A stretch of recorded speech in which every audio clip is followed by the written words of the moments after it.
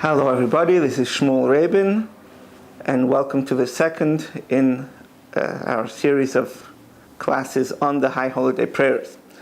In our first class, we touched briefly on the unique nature of some of the special prayers which we say on Rosh Hashanah and Yom Kippur, which are known as piyutim, as prayer poems.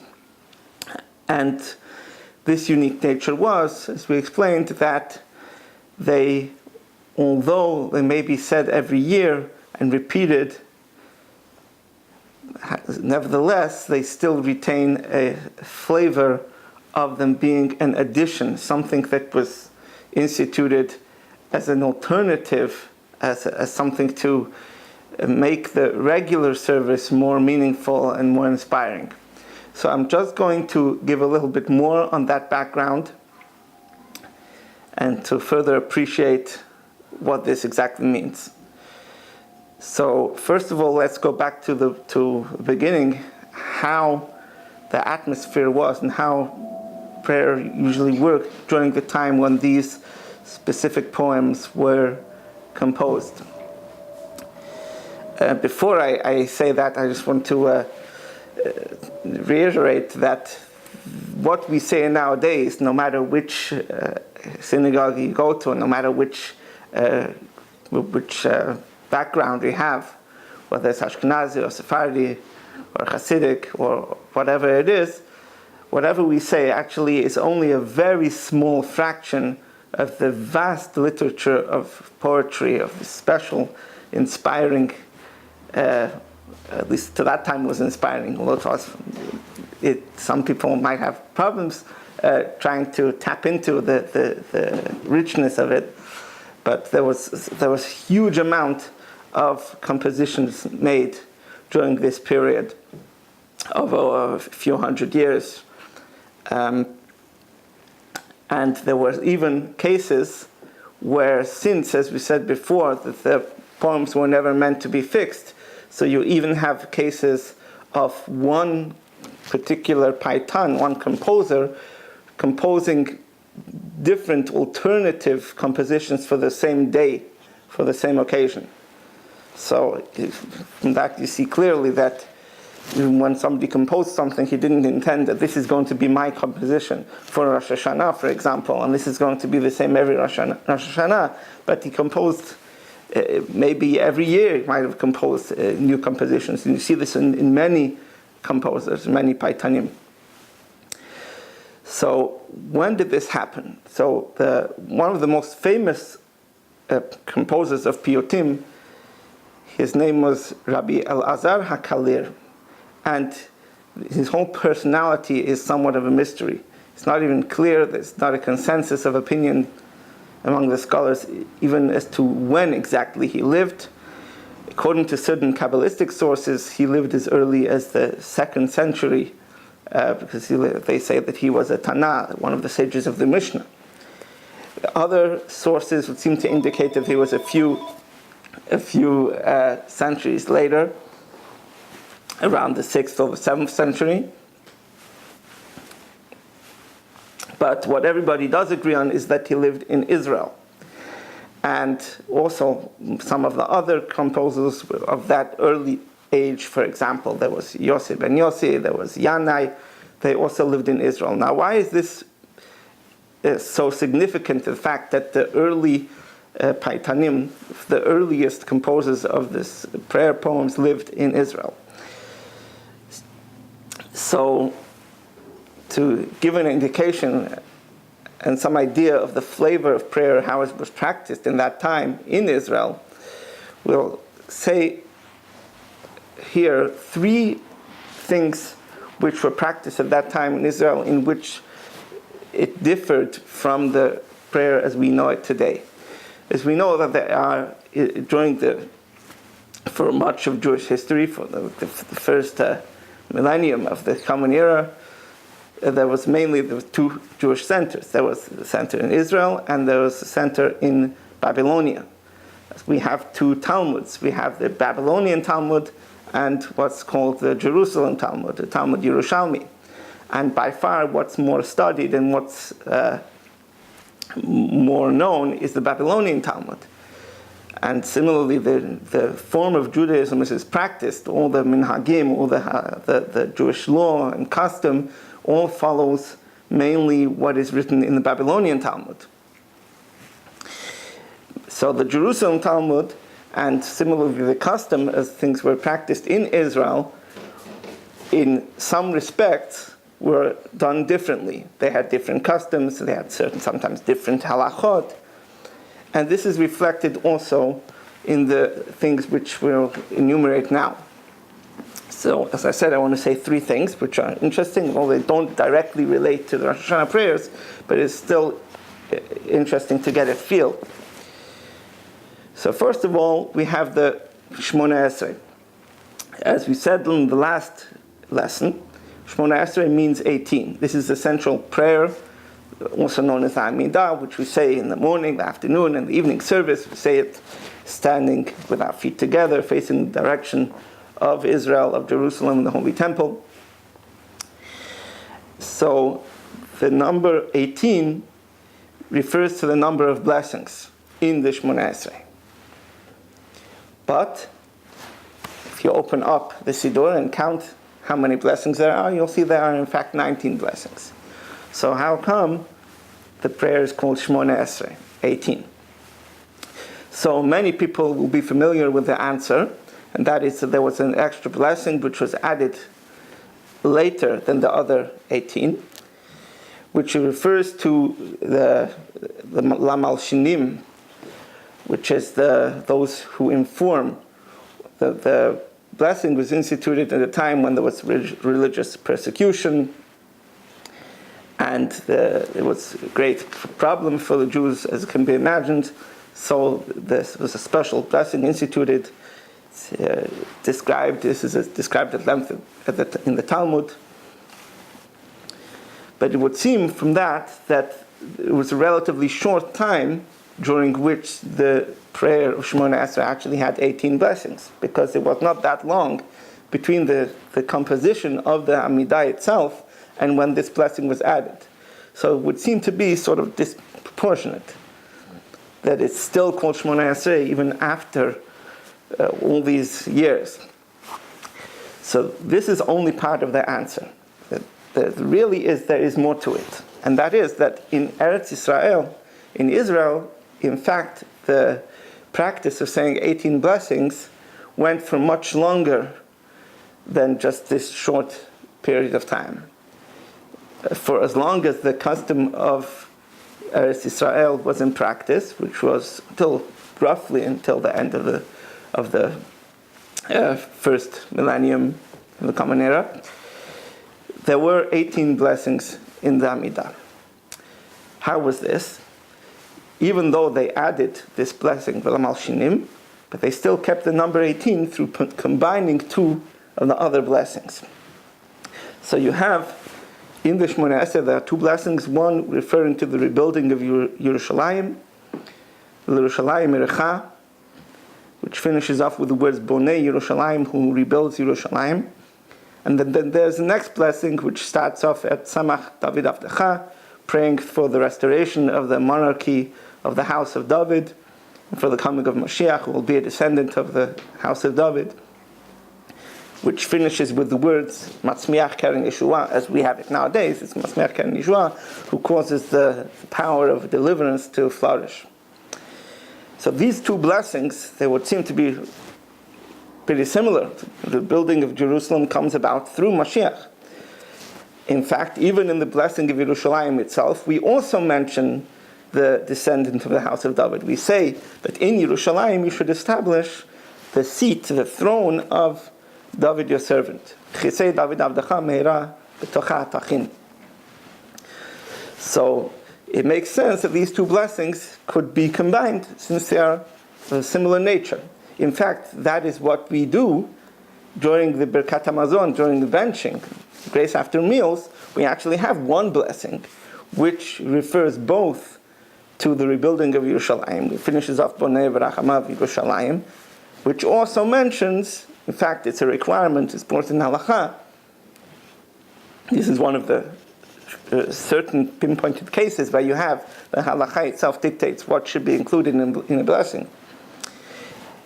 And that is that in the blessing of Bonei Yerushalayim, of rebuilding Yerushalayim, in benching, you also have to mention the restoration of the monarchy of the house of David. So a similar thing was also done in Eretz Yisrael for the Shmoneh Esrei. So for many more centuries than in Babylonia, they still kept the number 18. The number 18, of course, has great significance. This is discussed in the Talmud.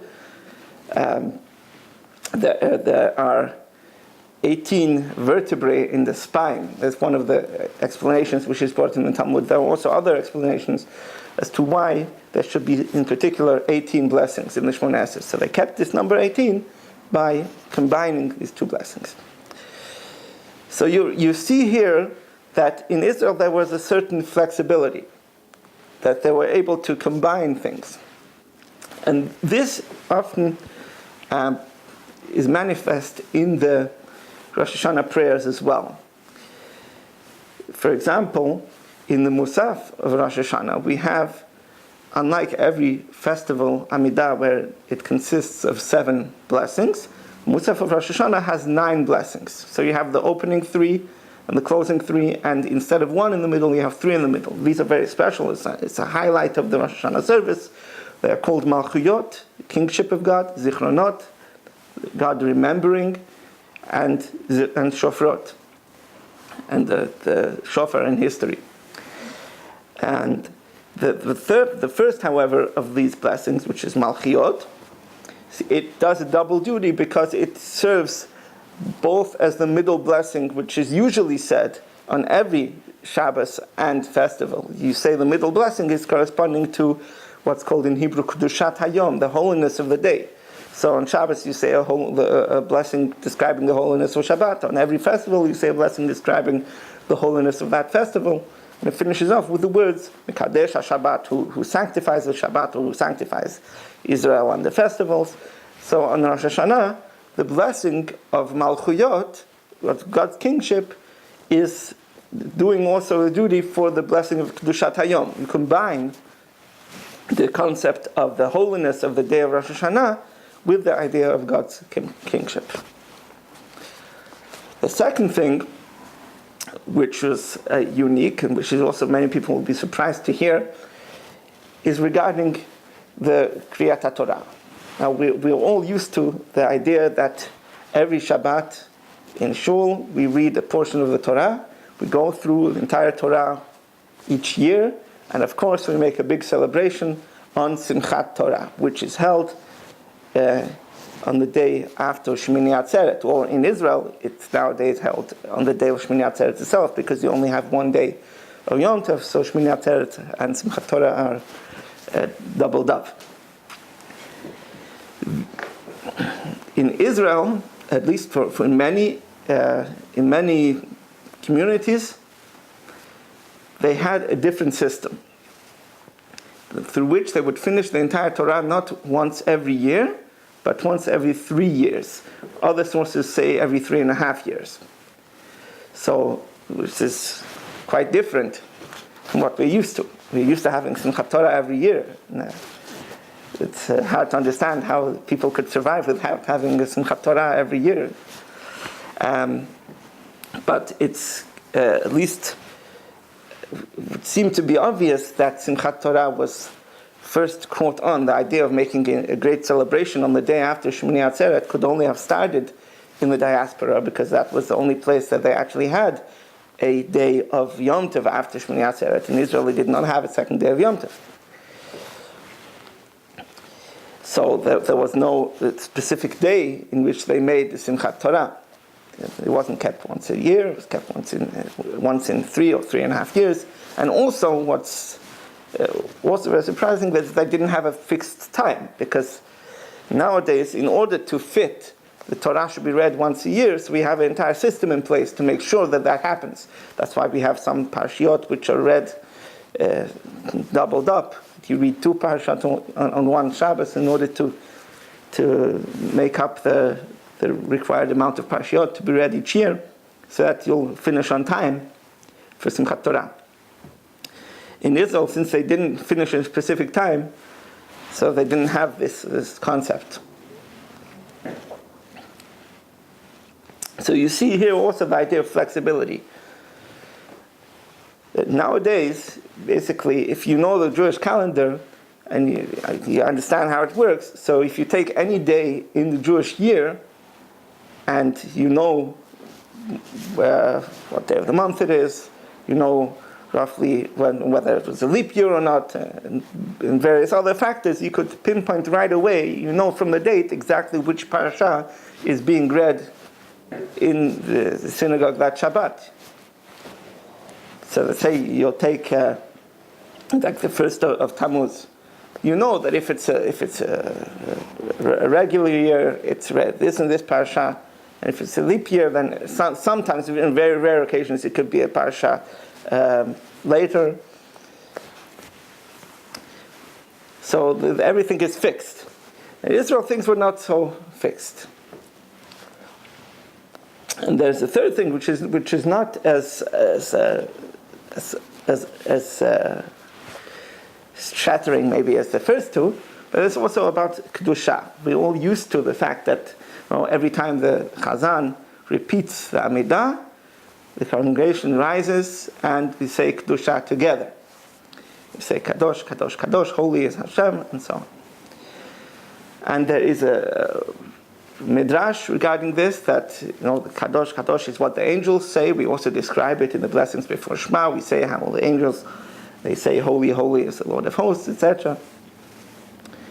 So it's also even brought down that the angels don't have permission to start saying their kadosh until the congregation of Israel says their kadosh.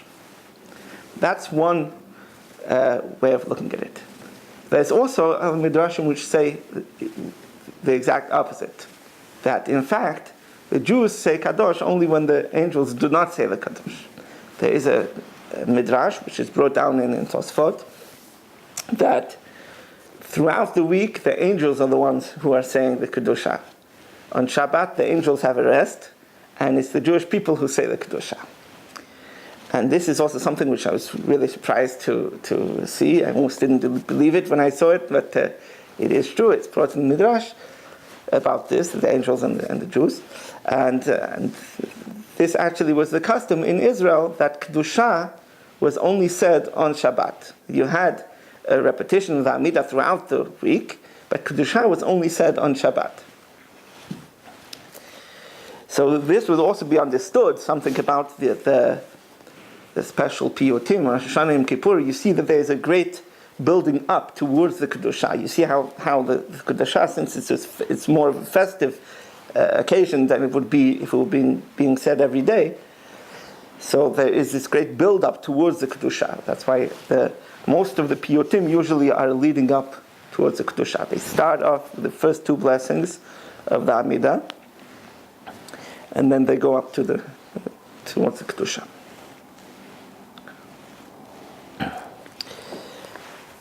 So the common denominator of all these points is that in Israel the whole system of prayer was very flexible. So although, as we said last time, it would make sense that there was actually a fixed language of prayer, and without there being a fixed language, the whole takana, the whole institution of prayer, wouldn't be as useful. Nevertheless, there is such a point of making that the prayer should not just be fixed, should not just be repeating the same words over and over again. And that was one of the main points of having these special poems, in order that the prayer should be something special. It shouldn't just be repeating the same things every time. There should be something different, something to be able to relate to in a new way. And it brings to another point, and that is that when the prayers were originally composed, these special piyotim, they were not done as it is now, that you say the entire repetition of the Amidah, but the poems are put inside, they're inserted at certain points inside the Amidah. Then the piyotim actually were meant to replace the blessings. So only the bare structure of the blessing was said. Of course, as we mentioned in the last class, there is the chatimah, that each blessing has to have a chatimah, the last words. For example, the first blessing of the Amidah finishes, Baruch atah Hashem, Magen Avraham, blessed are you, God, the shield of Abraham. So that was always said, but the bulk of the blessing was left out, and instead of that, the piyutim would take its place. And here's where we find some interesting hints to this.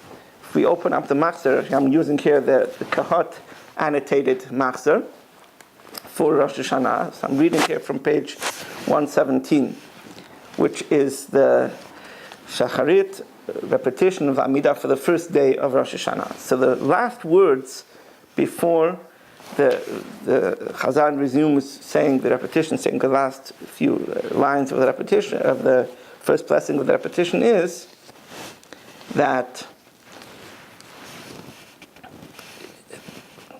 so through the protection of the Almighty, the shield of the patriarchs, I will sound the teruah in his guard in the Beit HaMikdash.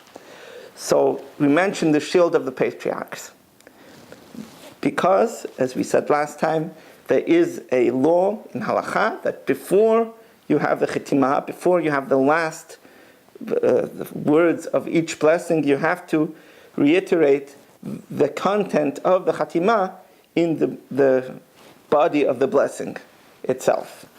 So before it says the shield of Abraham, you also mentioned the shield of the patriarchs. And the same thing is with the second blessing. Just before Baruch Atah Hashem Mechaya Metim, before blessed are you Lord who revives the dead, it says, still on the same page towards the bottom, it says, through his kindness I will exalt in the vivifying dew, which is the concept of revival of the dead. There's another point here, which is also interesting, is that it doesn't just mention revival, it makes a point of mentioning also reviving dew. As we know, in the second blessing of the Amidah, so throughout the summer we say Morid Hatal. Those have the custom, unless you're praying Nusach Ashkenaz, you don't say it. If you pray Nusach Sfarad, you do say it. You say that God causes the dew to descend. Throughout the winter, everybody says who causes the wind to blow and the rain to fall.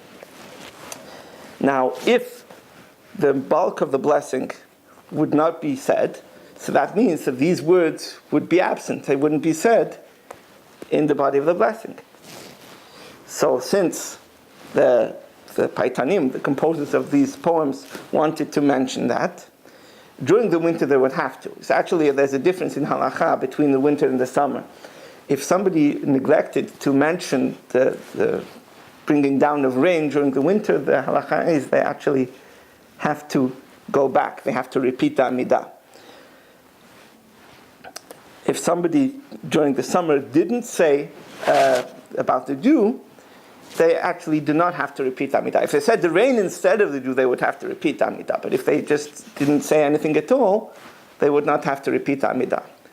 Even though, so according to halakha, it's not a necessity to mention the dew in the body of the blessing, but since the Paitanim, it was their custom to mention it, like many communities do, and they didn't want to lose out, they didn't want to miss that mention, so they also inserted the mention of dew to also in the same place next to the Chatimah.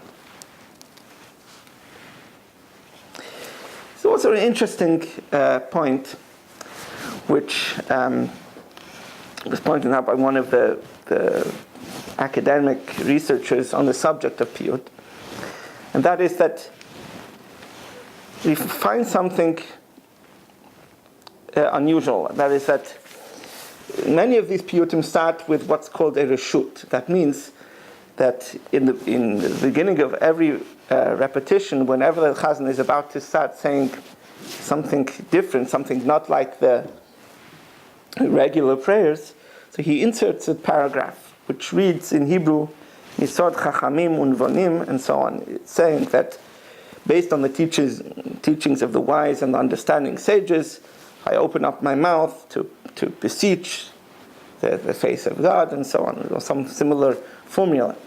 And this is calling attention to the fact that what we're about to say is not the regular text of the Amidah.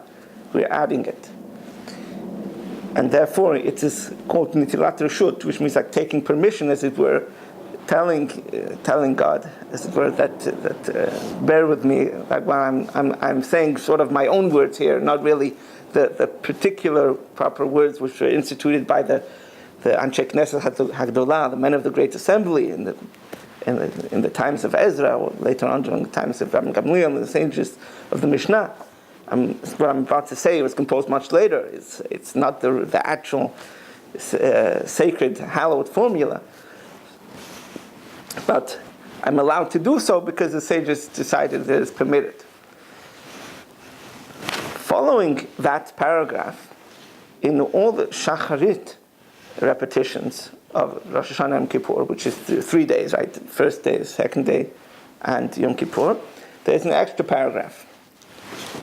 Now, what's interesting is that during the second day of Rosh Hashanah and on Yom Kippur as well, the composer of the Reshut, the composer of this particular paragraph, which is only said by the Chazan, is the same as the composer as the rest of the poems which follow.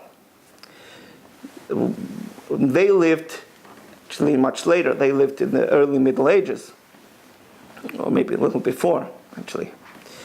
They lived in Europe. They lived in, the composer of the Piyutim for the second day of Rosh Hashanah Shacharis was Shimon Bar Yitzchak, who lived in Mainz in Germany. And on Yom Kippur, the composer was Meshulam ben Klonimus, who also lived in Europe around the same time, a little earlier.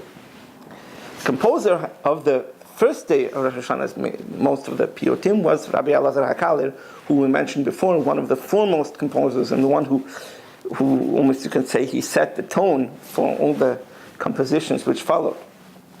But the Reshut is actually not composed by him. The paragraph which the Chazan says, which in this Machzor is page 115, which starts with the words Yareti Biftzoti, was not composed by Rabbi Elazar HaKalir, but it's composed, as you can see from the acrostic, if you look at the first letters of each stitch, is composed by Yekotiel Bar Moshe, who lived in Speyer, also in Europe. And the point which this academic researcher made was that it makes sense that Rabbi Elazar HaKalir himself would have no use for a reshut, because during his time, it was not a reshut. It was not an inserted prayer. The poems which he composed were actually said in place of the main blessing. So it wouldn't make sense to have a reshut. It wouldn't make sense to say that, well, I'm going to say the main prayer, but what I'm about to say is something different, because what he was about to say was the actual prayer. That was the Amidah. It wasn't in addition to the Amidah, that was the Amidah. So therefore he didn't have a reshut.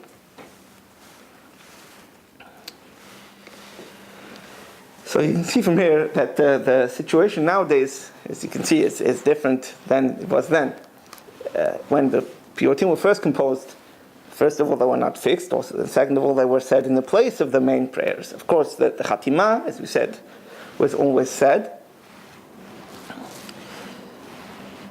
But the bulk, the body of each blessing was changed. And that is in keeping with the general attitude as the way things were at that time. Things were much more fluid, much more flexible. Nowadays, things are still very fixed. You have the Machzor, and you have everything is printed for the same things to be said each year. So we come back to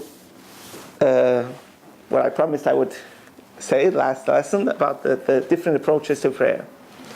So the last lesson I said what was the obvious and most simple aspect of prayer, which is that you're simply speaking to God as you would speak to a person. You'll make a request from anybody. And the same thing, we're making a request to God. This is very simple, very non-mystical. There are two other approaches, which are both very, very, very important. And the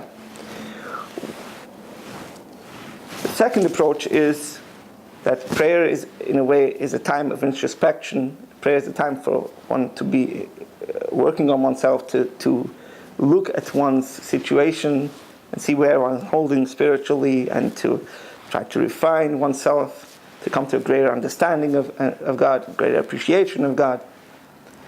This is actually one of the main points of prayer, is the Shema. The Shema says you should love God. How does a person come to love God? You can't love by the book, right? If you do or you don't, how can you come to love God?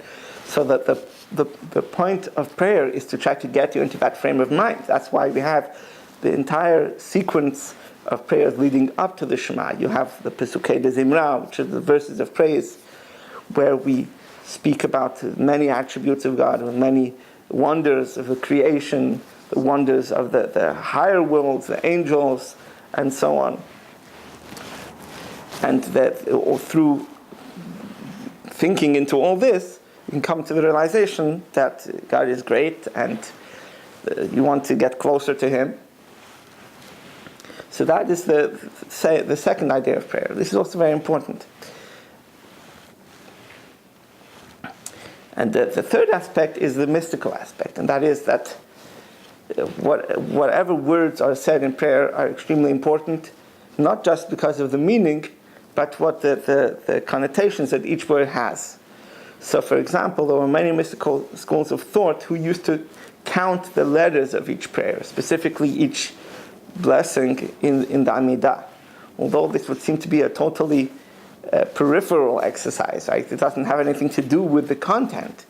They don't even discuss necessarily what each blessing is about in the simple sense. They say that each blessing has a certain amount of words, and it should be like that, which of course, in many communities, they have different amount of words. In the Amidah, there's almost no two minhagim which will have exactly the same amount of words for every blessing of the Amidah.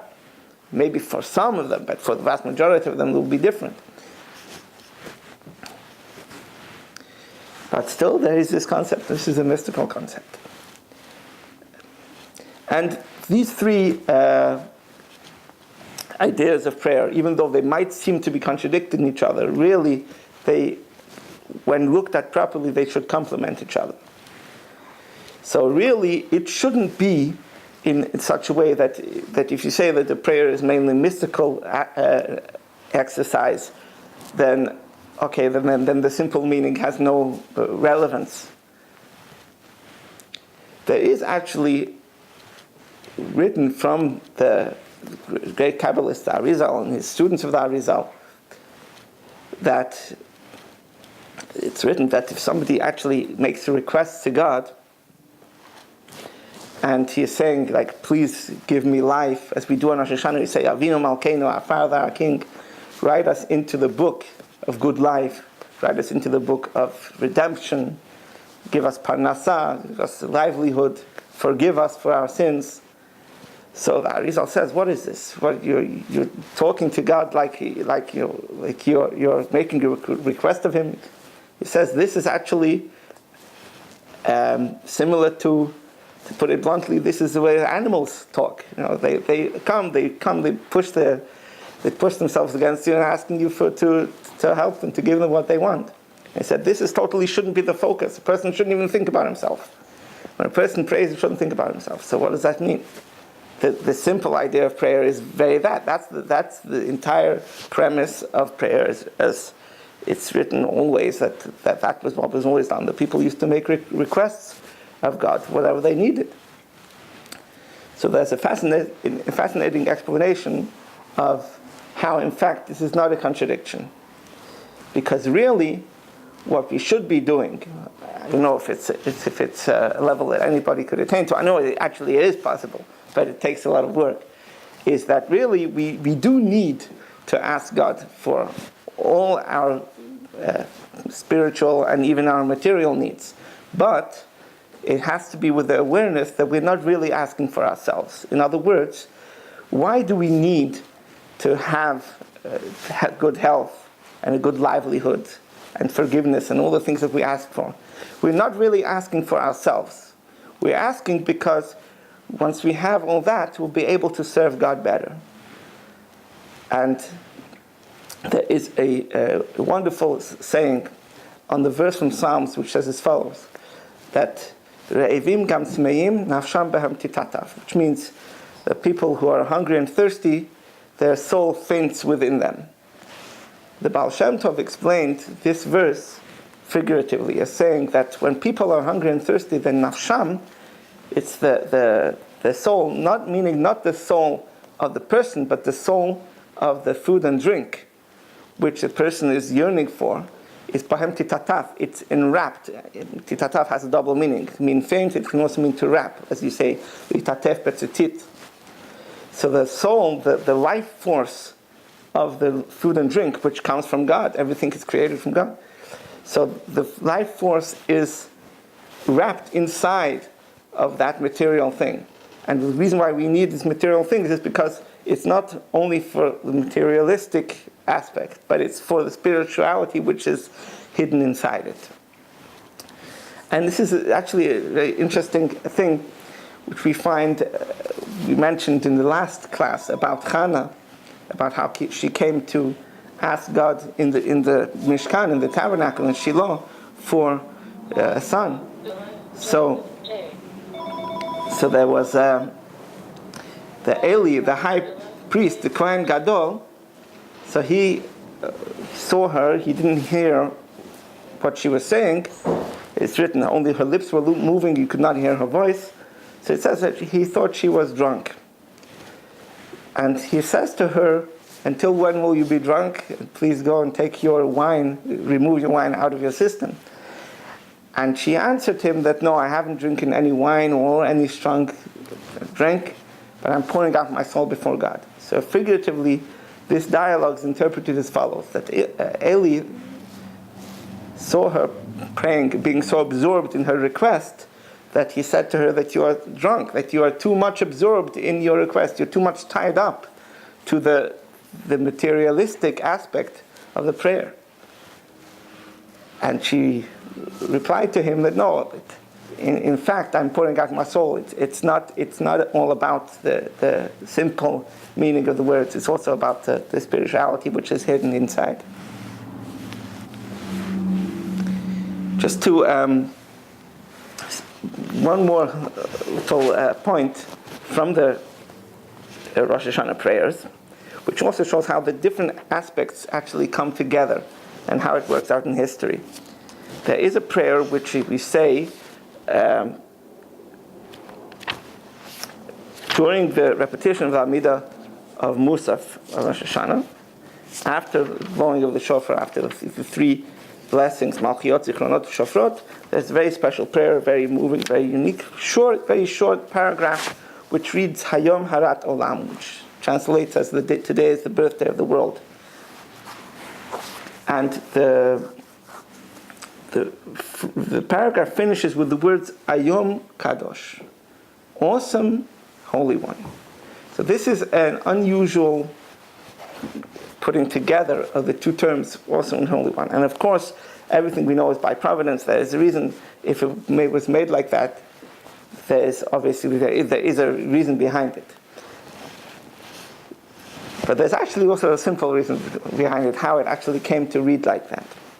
The original wording was in fact Hayom, not Ayom, awesome, but Hayom, today. I mean, this is a continuation from what it says, that God should be gracious to us and bring forth our judgment as light. Awesome, or today, He should bring forth our judgment as a light. Today, O Holy One. And the word Kadosh you'll find many times. There are many phrases in the repetition of Amidah which finish off with the word Kadosh. It's like a standard sign out, many lines, many paragraphs.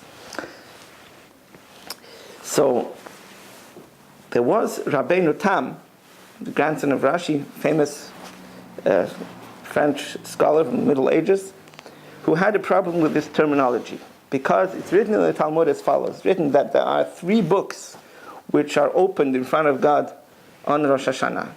There's the book of those who are completely righteous, Tzadikim Gemurim. So whenever they come to before God on Rosh Hashanah, they are right away written into the book that they should be written for life. Then there are those who are completely the opposite of righteous. So they get the opposite. And then there are simple people, the regular people, they're called Beinonim, in the middle. Not completely righteous, but not completely the other way. So by them it says that God doesn't write in the verdict right away. He waits until Yom Kippur, sees how they conduct themselves. And of course, by Yom Kippur everybody does tshuva, so eventually they get written in for a good life.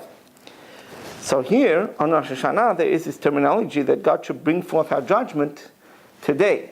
So Rabbeinu Tam, he's had a problem with that. He said, listen, we can't ask for that. We are not tzaddikim. We don't hold ourselves to be completely righteous people. If we were completely righteous, then God would be writing us for a good life right away. But we're not completely righteous. How come we can't ask that we should be written right away today?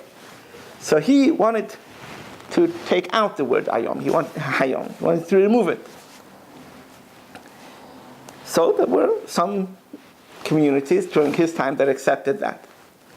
Then there was a great mystical scholar called Rabbi Yehuda HaChassid, who lived not long afterwards.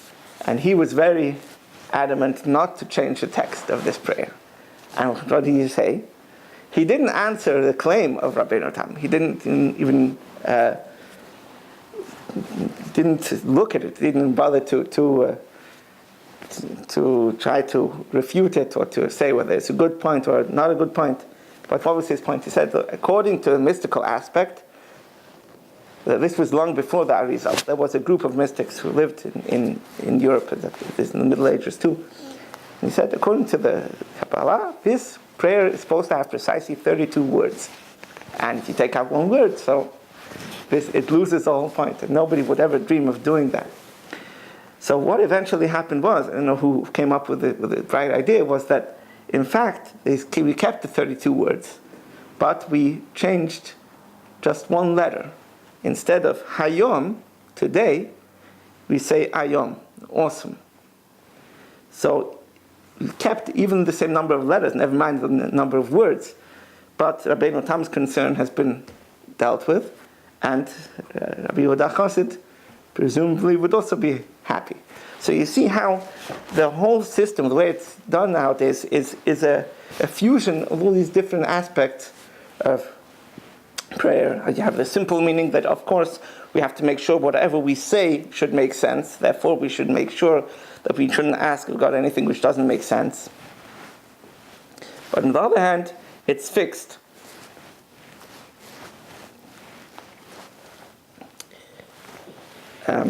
And there's one more thing I'd like to leave you with, and that is, there's a special prayer which we say when we open up the Ark to take out the Torah before we read the Torah. So there is a special prayer which is said during the other festivals, during Pesach, Shavuot, Sukkot, and there is a special prayer which is said on Rosh Hashanah Yom Kippur. And here we find a very puzzling thing, that on Rosh Hashanah and Yom Kippur, we ask for wisdom as well, but we're asking for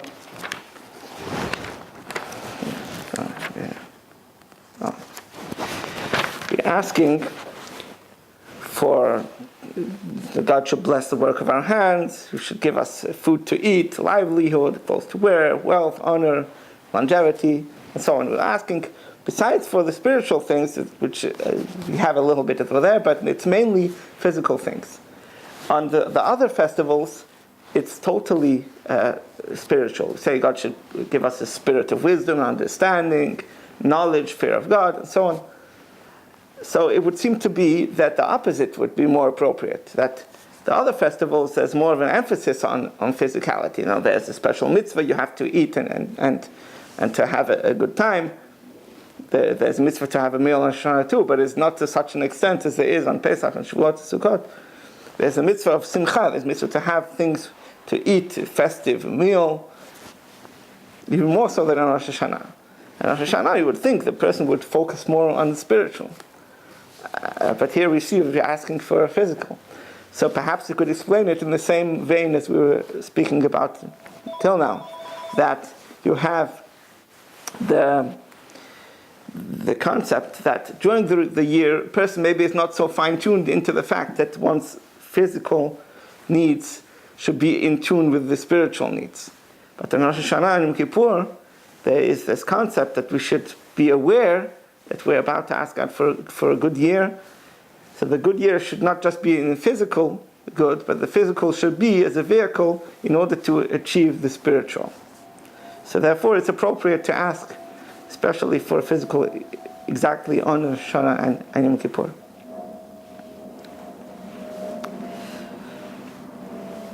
Of course, the main thing is, no matter how much we might understand and try to talk about the different aspects of prayer,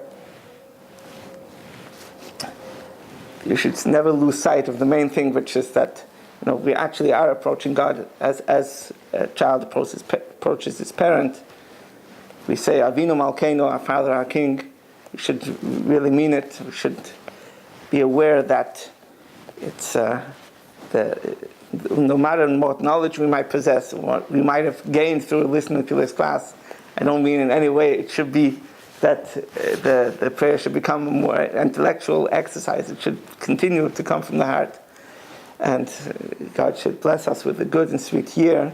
I wish everybody to be written and sealed into the book of life, to the book of prosperity.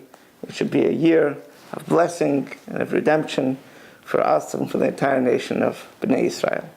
Thank you.